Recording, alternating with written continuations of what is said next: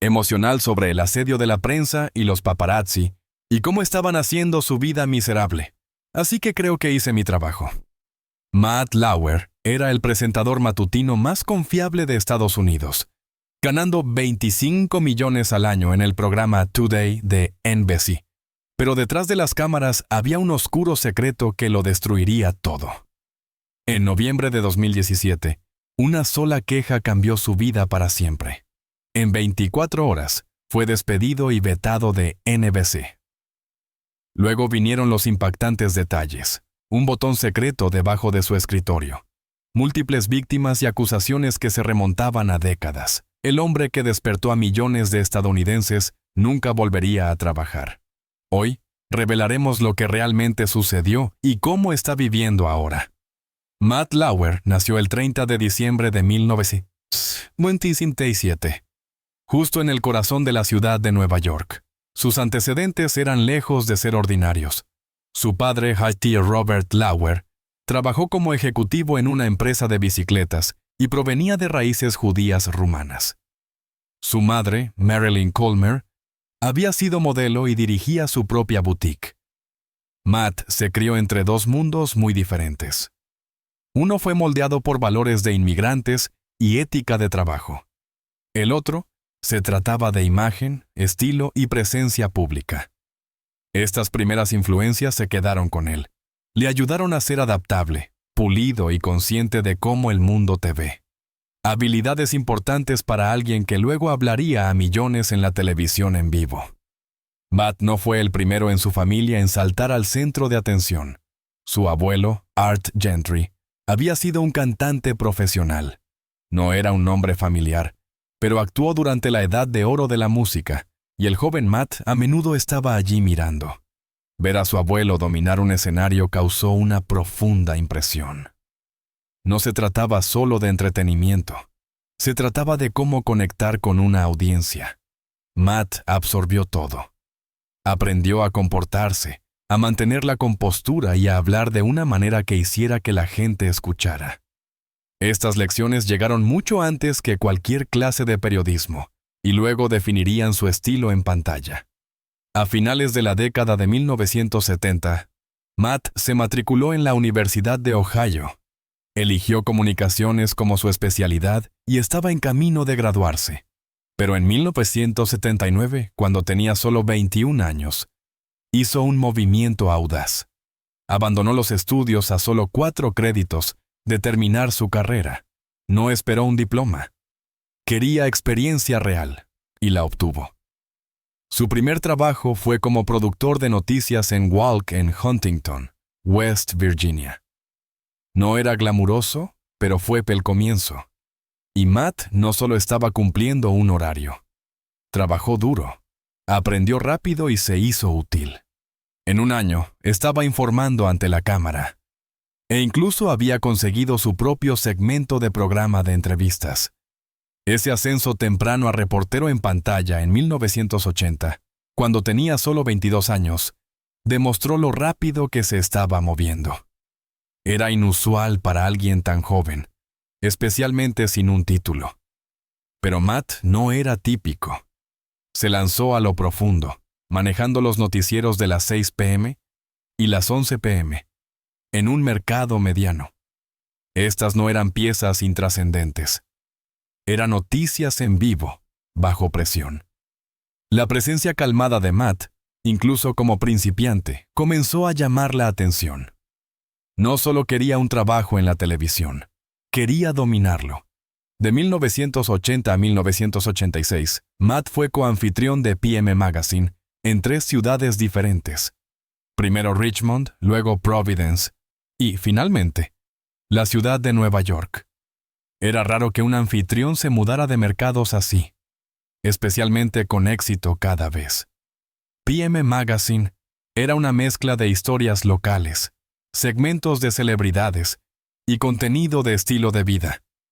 No era fácil de llevar a cabo, especialmente con un tono diferente para cada región. Pero Matt lo hizo. Se adaptó, aprendió lo que cada audiencia quería y se volvió más pulido con cada movimiento. Su tiempo en la edición de Nueva York del programa le dio exposición en el mercado de medios más grande del país. Fue un gran paso adelante. En 1986, Matt tuvo su primera oportunidad real en la televisión nacional. ABC lanzó un programa llamado Fame, Fortune and Romance, un derivado de Lifestyles of the Rich and Famous. Lo coanimó con Robin Leach, conocido por su voz dramática y sus recorridos por mansiones de celebridades. El programa era llamativo e indulgente, mostrando yates, jets privados y la vida de los multimillonarios. No duró mucho, menos de un año, pero puso a Matt frente a los espectadores de todo el país. Ya no era solo un nombre regional, estaba empezando a abrirse paso. A finales de la década de 1980, Matt estaba haciendo algo que casi nadie más podía lograr. Estaba trabajando en varias ciudades al mismo tiempo.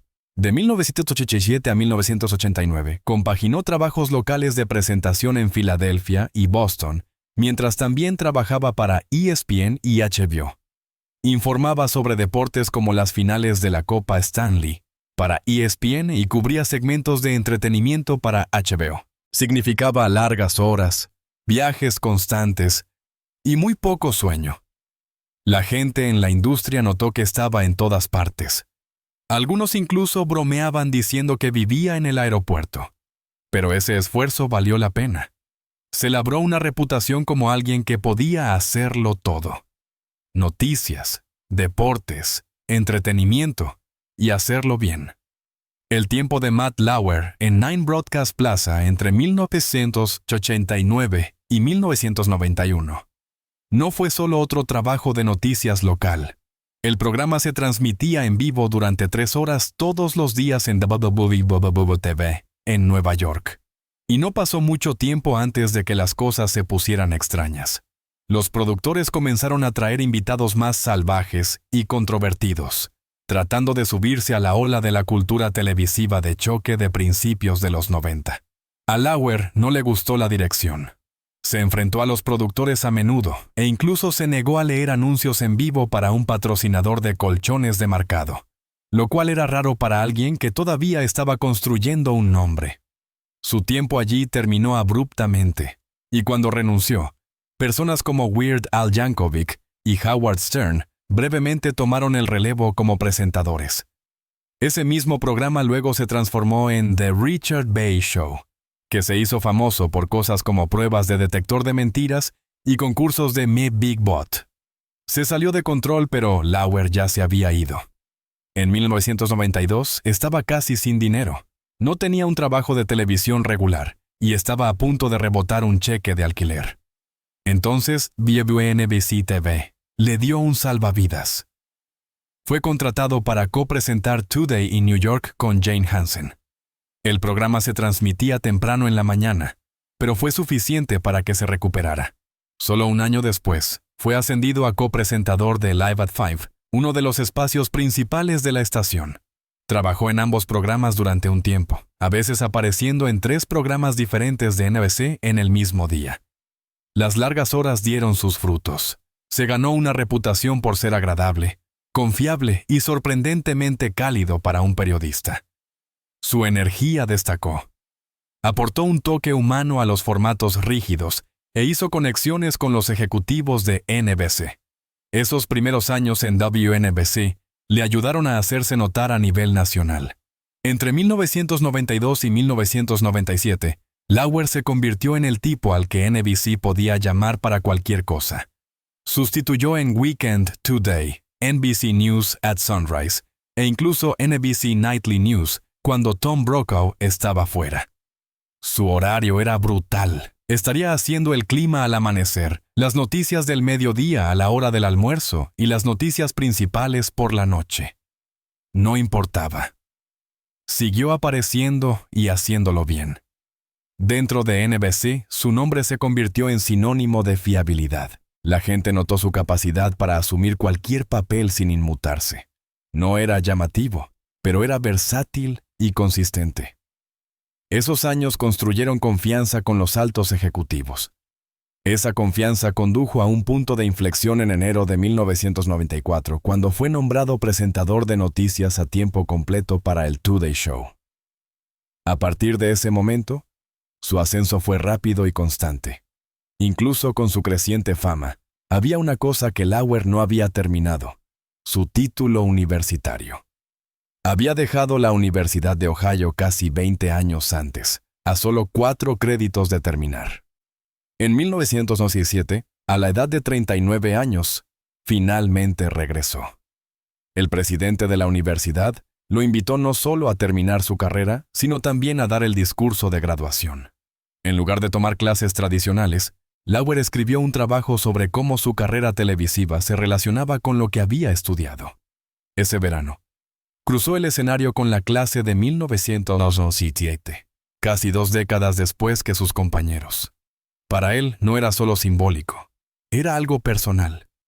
Más tarde dijo que ese momento le dio más orgullo que muchos de sus logros profesionales. 2 años después, en 1999, la Asociación de Antiguos Alumnos de la Universidad de Ohio le otorgó la Medalla al Mérito, en reconocimiento a su trabajo y la inspiración que brindó a otros que terminaron tarde sus estudios. La historia de Matt Lauer en NBC comenzó el 13 de junio de 1994, cuando asumió oficialmente el papel de presentador de noticias para el Today Show. El programa estaba teniendo dificultades en ese momento, perdiendo espectadores ante Good Morning America. NBC necesitaba un cambio, y la presencia de Lauer era exactamente eso. No era rígido como la mayoría de los presentadores de la cadena. Tenía una calidez que hacía que la gente sintiera que pertenecía a su sala de estar. En 3 años, ayudó a cambiar el rumbo. Los espectadores comenzaron a regresar. Mezcló noticias duras con entrevistas a celebridades de una manera que se sintió nueva y natural. NBC se dio cuenta rápidamente. Lo hicieron sustituir a grandes nombres como Bryant Gumbel y Tom Brokaw. Ese tipo de confianza no se le solía dar a alguien tan nuevo. Pero Lauer demostró que podía manejarlo. Para cuando se convirtió en copresentador, su calificación Q se había disparado. No solo era popular, era uno de los nombres más rentables que tenía NBC. En esos primeros años, Lauer construyó relaciones sólidas con sus copresentadores. Pero no siempre fue fácil. Trabajar con veteranos como Bryant Gumbel significaba aprender a compartir espacio en la cámara y fuera de ella. Se sabía que Gumbel era controlador. Le gustaba comenzar el programa, dirigir los grandes segmentos y mantener las cosas en sus manos. Lauer, que era 9 años más joven, no lo combatió de frente. En cambio, usó el humor y el encanto para ganarse a la gente. Con Katie Couric fue diferente. Su conexión surgió de forma natural. Couric admitió más tarde que estaba enamorada de Lauer cuando él estaba haciendo noticias locales, en la pantalla. Su química iluminaba las mañanas. Bromeaban, se burlaban e incluso terminaban las frases del otro. Se sentía como un coqueteo, pero a los espectadores les encantaba. La forma en que se complementaban hacía que el programa se sintiera fresco. Ese vínculo ayudó a que Today se sintiera menos como una transmisión de noticias y más como un ritual matutino. Lauer no solo manejaba las cosas suaves. Sus habilidades realmente se mostraron durante los principales eventos noticiosos. Antes de convertirse en copresentador, ya estaba informando sobre grandes historias nacionales y globales. NBC confió en él con la cobertura en vivo cuando más importaba. Uno de sus primeros desafíos se produjo durante el atentado de Oklahoma City en abril de 1995. Fue un momento en que el tono ligero habitual del programa tuvo que cambiar. Lauer fue parte de ese cambio. Ayudó a transmitir noticias difíciles con una presencia calmada. Ese momento les dio a los espectadores una sensación de estabilidad durante una tragedia.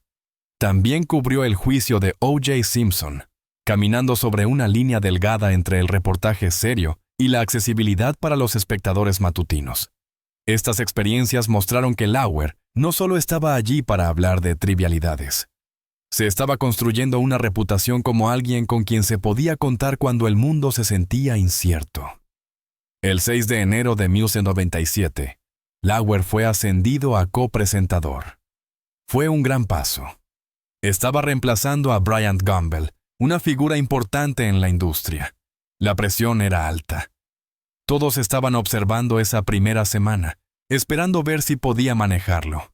No solo sobrevivió, prosperó.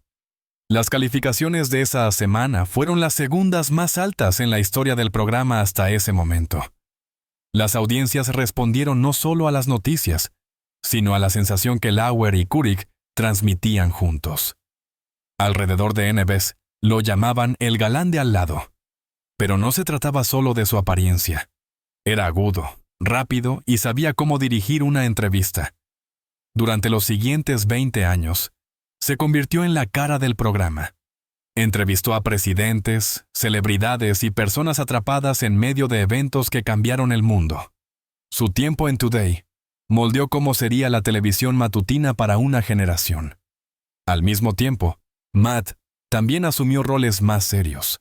En 1997 se convirtió en presentador colaborador de Dayline NBC. Esa posición duró 20 años y lo impulsó al mundo del reportaje de investigación. No solo cubrió historias alegres, informó sobre misterios, cuestiones culturales y documentales de larga duración. Dirigió especiales en horario estelar y trabajó en temas serios que se transmitieron durante las horas de la noche, no solo por las mañanas. La mayoría de los presentadores matutinos nunca logran cruzar esa línea. Pero Matt lo hizo durante 2 décadas. Trajo a millones de espectadores en horario estelar para el viaje y ayudó a construir su reputación como un periodista que podía hacer tanto entretenimiento como noticias duras. Ese tipo de presencia dual lo hizo parecer más versátil, más confiable y más permanente que la mayoría de las otras personalidades de las noticias. Su vida personal también se movió rápido durante este tiempo. En julio de 1997, conoció a la modelo holandesa Annette Roque en una cita a ciegas. Solo 5 meses después, se casaron el 3 de octubre de 1998 en Bridgehampton, Nueva York. El rápido matrimonio llamó la atención tanto de los fanáticos como de los tabloides. Annette, quien era conocida en el mundo del modelaje como Jade, tenía solo 22 años y ya era exitosa en París y Nueva York. Había modelado para Victoria's Secret y J. Crew y aportó su propio toque de elegancia internacional a la relación. Matt admitió más tarde que no sintió una conexión instantánea en su primera cita. Les tomó alrededor de 2 meses incluso besarse. Pero cuando avanzaron rápido. Su matrimonio se convirtió en una sensación mediática, especialmente porque unió a una de las personalidades televisivas más visibles de Estados Unidos con una modelo de moda europea.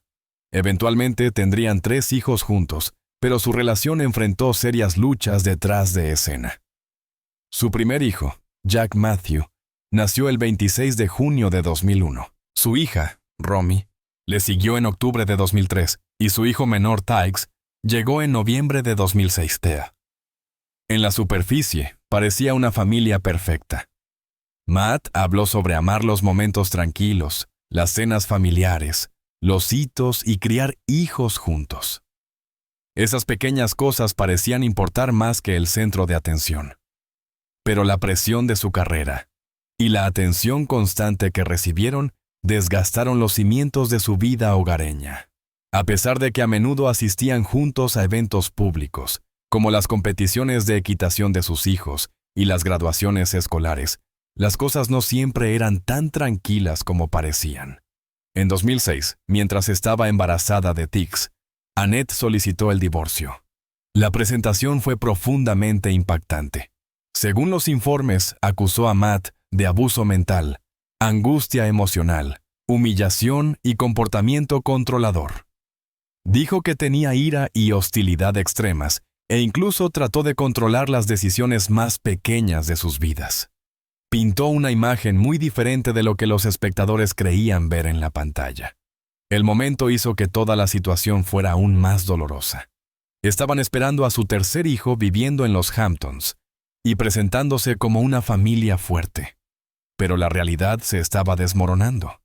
La petición de divorcio fue una llamada de atención no solo para su círculo íntimo, sino también para el público en general, que los había visto como una pareja ideal.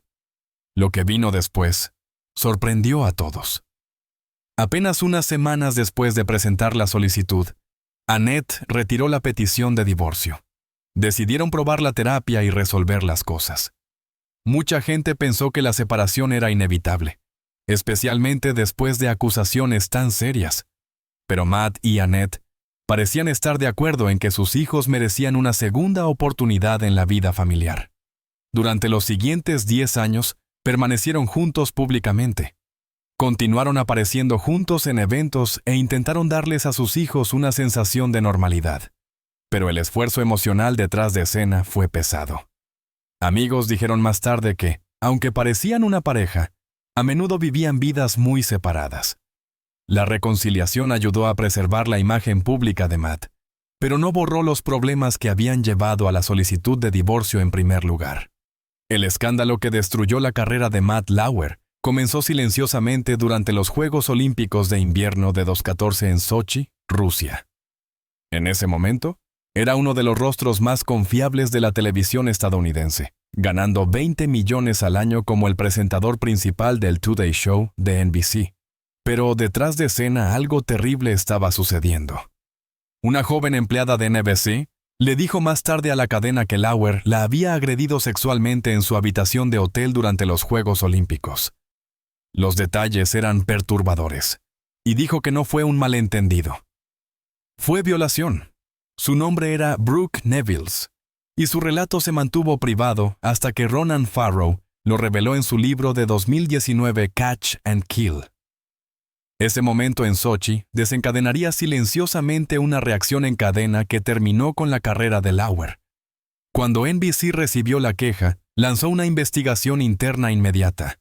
El 29 de noviembre de 2017, menos de un día después de recibir el informe, NBC despidió a Lauer. La velocidad sorprendió a todos. Sus copresentadores Savannah Guthrie y Hoda Kotb se enteraron apenas unos minutos antes de tener que anunciarlo en vivo al aire. Se veían atónitos y emocionados mientras compartían la noticia con millones de espectadores. Después de 20 años en el programa, la salida de Lauer ocurrió en solo horas. Pero lo que siguió fue aún más intenso. En 24 horas, al menos 3 mujeres más se presentaron con sus propias historias de acoso. Sus relatos no fueron aislados. Mostraron un patrón de comportamiento claro que había continuado durante años. Algunas mujeres dijeron que habían intentado denunciarlo antes, pero nadie escuchó. Muchas tenían demasiado miedo de hablar porque Lauer tenía mucho poder en la cadena. A medida que las historias se acumulaban, se hizo obvio que no se trataba solo de un hombre. Se trataba de una cultura laboral que permitió que esto sucediera. Luego vinieron los detalles más inquietantes. Variety publicó un informe después de hablar con docenas de empleados actuales y antiguos de NBC. Revelaron que Lauer tenía un botón secreto debajo de su escritorio que le permitía cerrar la puerta de su oficina desde adentro. NBC afirmó que era solo una característica de seguridad estándar, pero varias mujeres dijeron que lo usaba para atraparlas. El artículo también decía que le daba juguetes sexuales a las empleadas como regalos. Se exponía a sus colegas e interrogaba a las mujeres sobre sus vidas sexuales. Si se resistían a él, las ridiculizaba o castigaba. Estos no eran rumores. Estos eran relatos de primera mano de personas que habían trabajado con él durante años. Se hizo evidente que este era un entorno tóxico donde se había permitido que continuara el abuso. Una de las historias más inquietantes se remonta a 2001. Una exproductora del Today Show dijo que Lauer la llamó a su oficina durante la jornada laboral. Después de que ella entró, él presionó el botón oculto y cerró la puerta tras ella. Le dijo que se desabrochara la blusa. Luego la agredió. Ella dijo que se desmayó durante el ataque y se despertó en el suelo con los pantalones desabrochados. La asistente de Lauer tuvo que llevarla a una enfermera. Ella no lo denunció porque temía que arruinara su carrera. En aquel entonces, Lauer era intocable. Nadie le habría creído. Ese silencio le permitió seguir adelante. Cuando NBC lo despidió en noviembre de 2017, dejaron claro que se había ido para siempre. El presidente de la cadena envió un memorando al personal alrededor de las 6:30 de la mañana, justo antes de la transmisión en vivo del día. El mensaje decía que Lauer había violado los estándares de NBC y que creían que no era un caso aislado. También se negaron a pagar el resto de su contrato. Lauer tenía un acuerdo anual de 20 millones, pero Neve lo interrumpió de inmediato y no le dio ninguna indemnización. Fue despedido con causa justificada, lo que significa que creían que la irregularidad era lo suficientemente grave como para cancelar el contrato por completo. Esa decisión envió un mensaje contundente de que no querían tener nada más que ver con él. La investigación de Variety ya había estado en marcha durante meses. El momento fue explosivo. El mismo día, Lauer fue despedido. Publicaron sus hallazgos completos. Describieron un patrón consistente de acoso, que incluía a Lauer dando juguetes sexuales con notas explícitas, exponiéndose y haciendo constantemente comentarios inapropiados. Los empleados dijeron que la atmósfera estaba llena de miedo. Muchos sabían lo que estaba pasando, pero sentían que no podían decir nada. El artículo dejó claro que la queja que recibió NBC no era información nueva. Era solo la primera sobre la que finalmente habían actuado. Aún más impactantes fueron las afirmaciones de que la gerencia de NBC había sabido sobre el comportamiento de Lauer durante años. Algunos empleados dijeron que las quejas habían sido ignoradas. Un ex empleado dijo directamente que la gerencia lo había protegido porque era demasiado importante para la cadena. NBC negó que supieran algo de antemano, pero el daño ya estaba hecho. La gente comenzó a preguntarse quién más había hecho la vista gorda y cuántos otros habían sufrido en silencio. El escándalo obligó a NBC a cambiar sus políticas internas. Introdujeron nuevas reglas que convertían en un delito de despido encubrir una mala conducta. La caída en desgracia de Matt Lauer sucedió rápido. En un momento era uno de los rostros más confiables de la televisión estadounidense, y al siguiente era un fantasma. Después de ser despedido del Today Show de NBC a fines de 2017, el hombre que solía dominar las noticias matutinas desapareció casi por completo de la vida pública. En 2018, muchos de sus amigos más cercanos habían cortado lazos. Las personas que una vez llamaron y enviaron mensajes de texto con regularidad dejaron de saber de él. No devolvía los mensajes. Rara vez salía de casa. Algunos dijeron que pasó meses sin hablar con nadie fuera de su familia inmediata. El hombre que solía caminar por alfombras rojas y presentar eventos de alto perfil desapareció repentinamente. Se retiró a su propiedad en los Hamptons. Allí, detrás de las puertas de Strongheart Manor, trató de volverse invisible. Era una propiedad masiva frente al mar que le había comprado a Richard Gere en 2016 por $36,5 millones. Tenía 12 dormitorios, 12 baños, más de 14,000 pies cuadrados de espacio y todos los lujos imaginables, incluida una casa de té junto al agua y una piscina climatizada. En un momento, lo puso a la venta por $44,8 millones. Finalmente se vendió en 2022 por $40,9 millones. Los lugareños lo veían ocasionalmente haciendo cosas normales, llevando a sus hijos a la escuela, recogiendo el desayuno, pero siempre parecía cansado. Estaba tratando de mezclarse.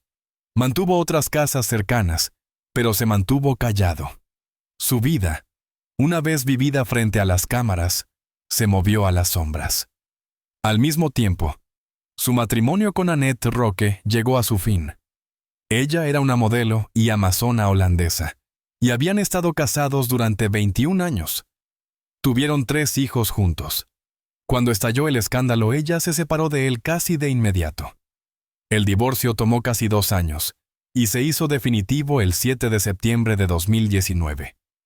Según los informes, él aceptó todos sus términos sin luchar. Ella se fue con hasta 20 millones en activos, incluida la propiedad total de su granja de caballos. Continuaron administrando conjuntamente la granja y el acuerdo de custodia para los niños se describió como pacífico.